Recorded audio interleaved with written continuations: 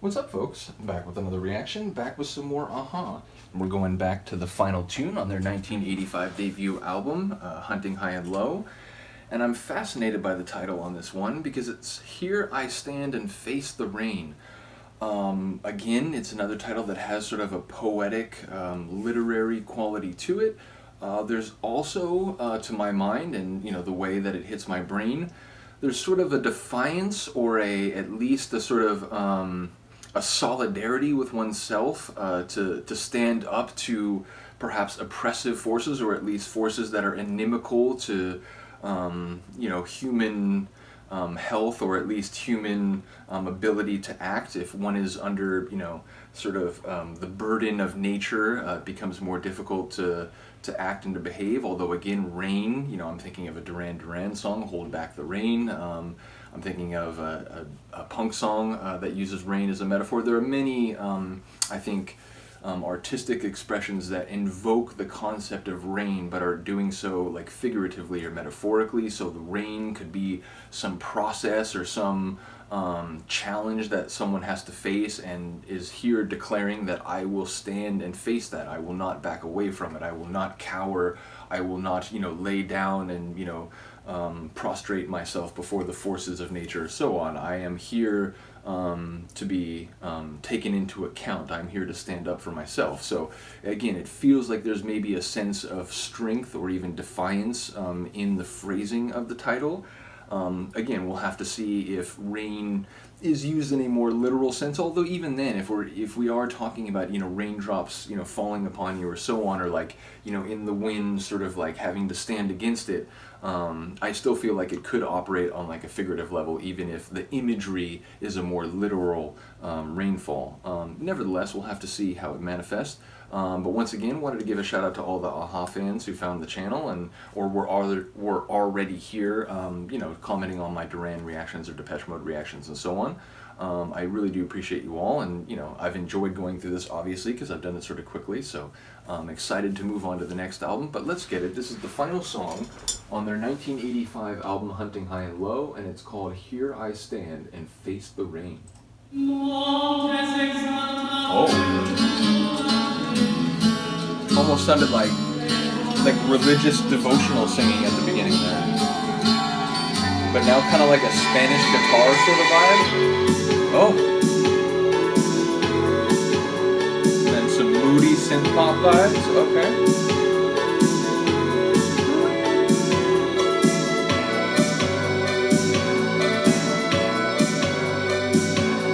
I like the kind of more pointed like melody, but also the sort of fluctuating pad melody.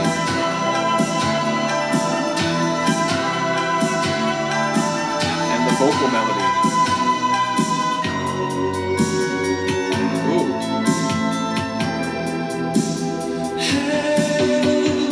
Wow, the sonic palette of this is complex.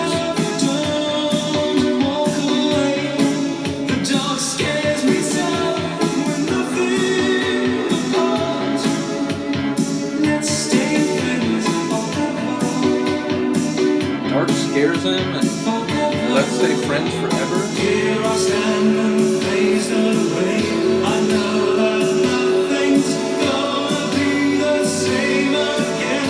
I fear for what tomorrow brings.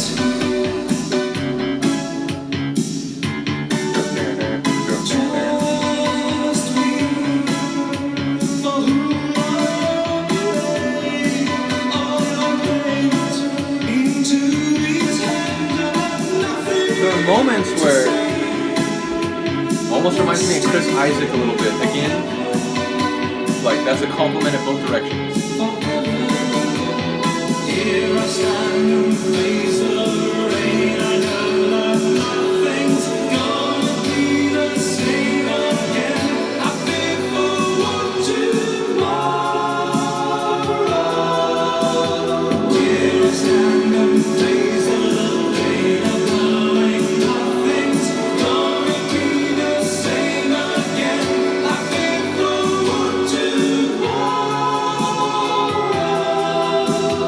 Yeah.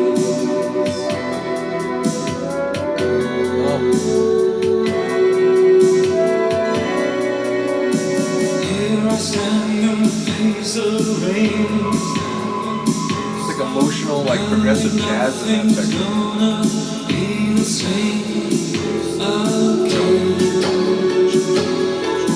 Like the percussive rhythm with those little bass hits.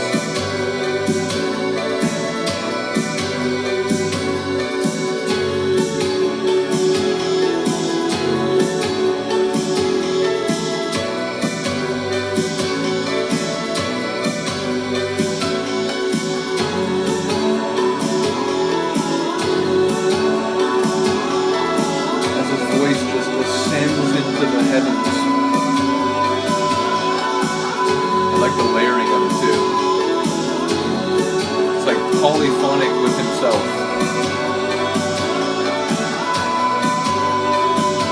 It's like a round.